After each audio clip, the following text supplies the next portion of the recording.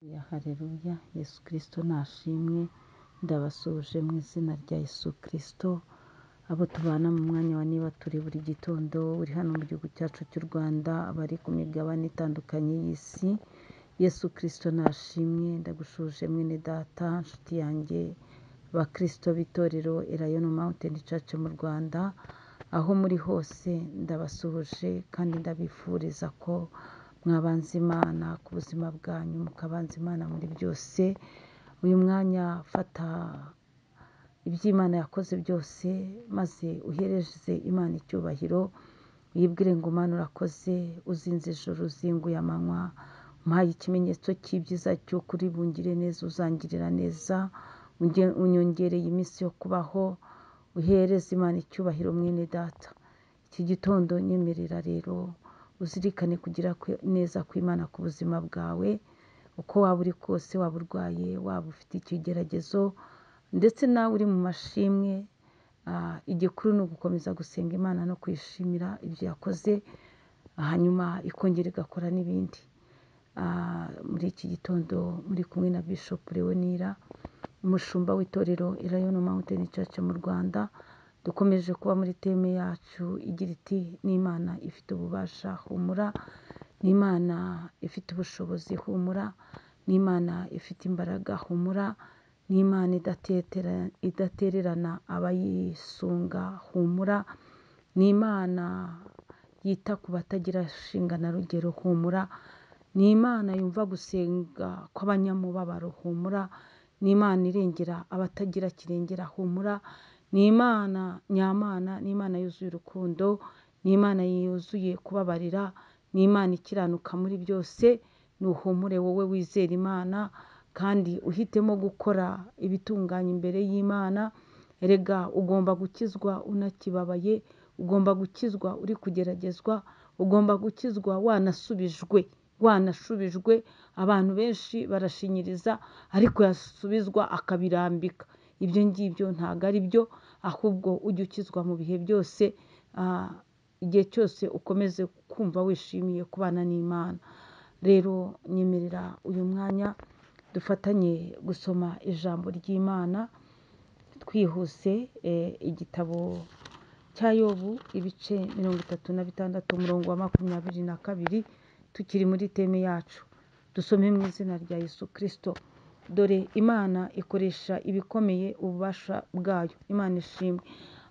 Iri ni ijambo ryavuzwe n'umuntu wari hamwe na Yobu muri icyo kigeragezo, ariko we yagendaga avuga ibinyuranye na bya bindi inshuti za Yobu zamushinjaga.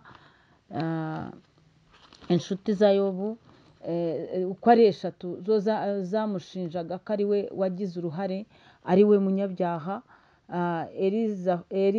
Elifazi na Biludadi na Zofari bo bamubwiraga ko ari we nyirabayazana w'ibibazo afite, bakanamubwira bati hane.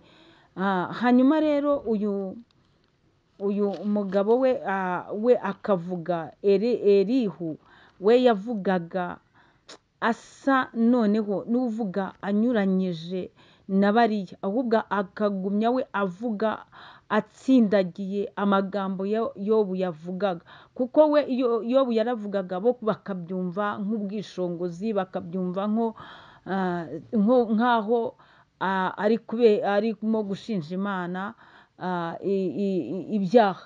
Rero nawe ushobora kuba uri mu kigeragezo, abantu bagafata icyo kigeragezo urimo bakavuga ko ari wowe nyirabayazana wacyo. Ariko niwaba uzi yuko ikigeragezo ufite, uburwayi urwaye se, ubukene ufite, ubushomeri ufite, ukumva waragerageje, ndetse no mu rushako ukumva waragerageje, ariko abantu bakabikwitirira ko ari wowe nyirabayazana w'icyo kibazo kigushaririye, uzicecekere uhange amaso Imana, kuko ni Imana ifite ububasha, humura. Niyo yonyine ishyiraho iherezo ku kigeragezo. Elihu we icyo yavuze muri uyu murongo, yaravuze ngo dore Imana ikoresha ibikomeye ububasha bwayo. Asa n'aho atsindagiye, amagambo ya Yobu yavugaga ko ari Imana ikomeye, ari Imana ishobora byose, ko naho yapfa akiyiringiye. Ni ukuri arakomeza nawe asa naho arimo gushyigikira amagambo Yobu yavuze. Aravuga ati dore Imana ikoresha ibikomeye ububasha bwayo. Nanjye ndakubwiye muri iki gitondo, ni Imana ikoresha ububasha bwayo, ni Imana ikoresha ububasha bwayo. Hari igihe uba uri no mu kigeragezo utarasobanukirwa impamvu ucyicayemo, warangiza ukajya wibaza ibibazo byinshi.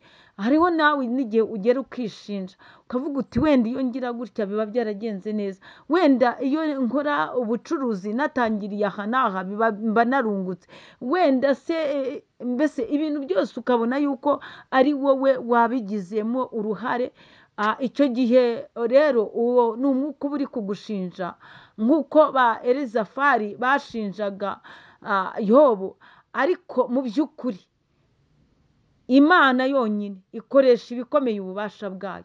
Njyewe icyo nshaka muri iki cyigisho ni uko mwizera ububasha bw'Imana, ni uko mwizera imbaraga z'Imana, ni uko mwizera ubushobozi bw'Imana, ni uko wizera wowe ukarekana n'ikintu cyo gukomeza kureba ku bantu, ukarekana n'ikintu cyo gukomeza guhigima uvuga ngo iyo ngira runaka.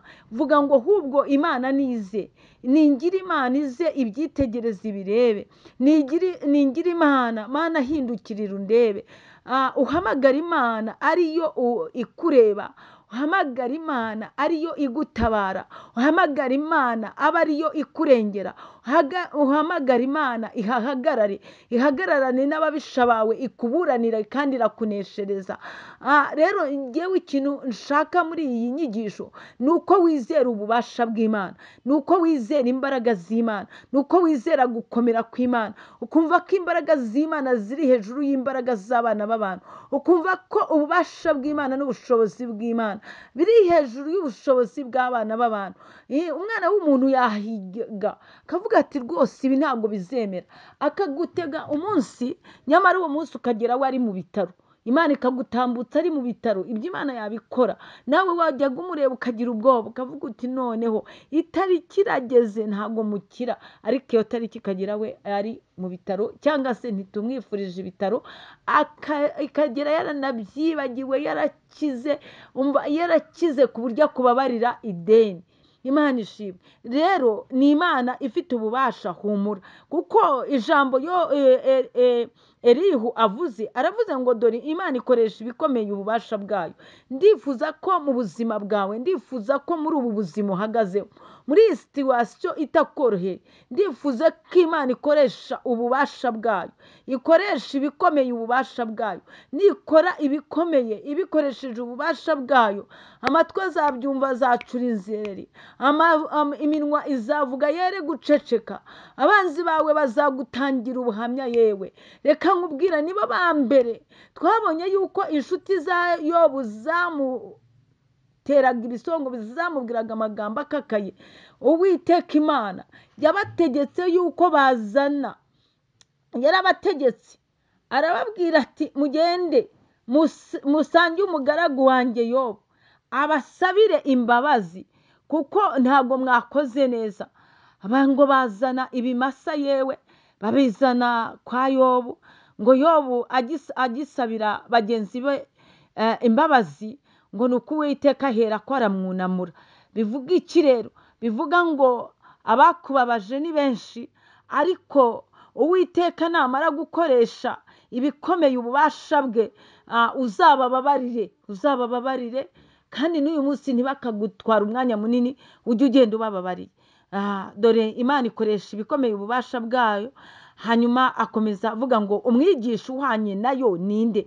Umwigisha uhwanye n'Imana ninde? Ese ninde wakwigisha abana b'abantu nk'uko Imana ibigisha?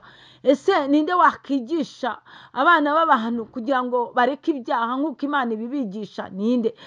Rero Elihu aravuze neza ngo umwigisha uhwanye nayo ninde? Ninde mu byaremwe? Ninde? Imana rero ifite ububasha buhambaye, kandi ifite ubushobozi buhambaye bwo kwigisha umwana w'umuntu.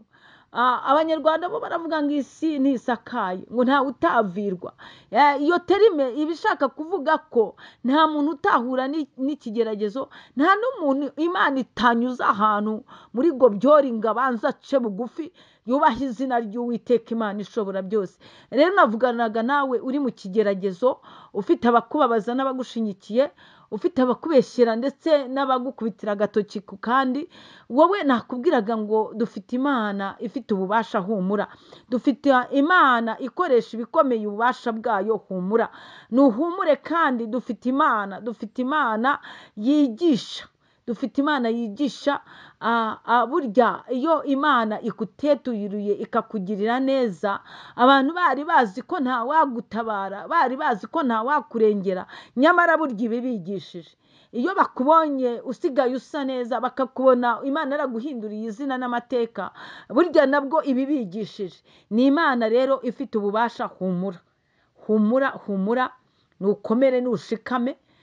Ibya Yobu murabizi ko byarangiye neza.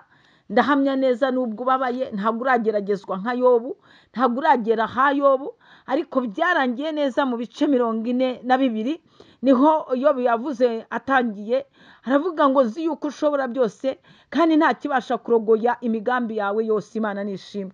Nawe ndakubwiye ngo Imana ishobora byose, ni Imana ifite ububasha, humura.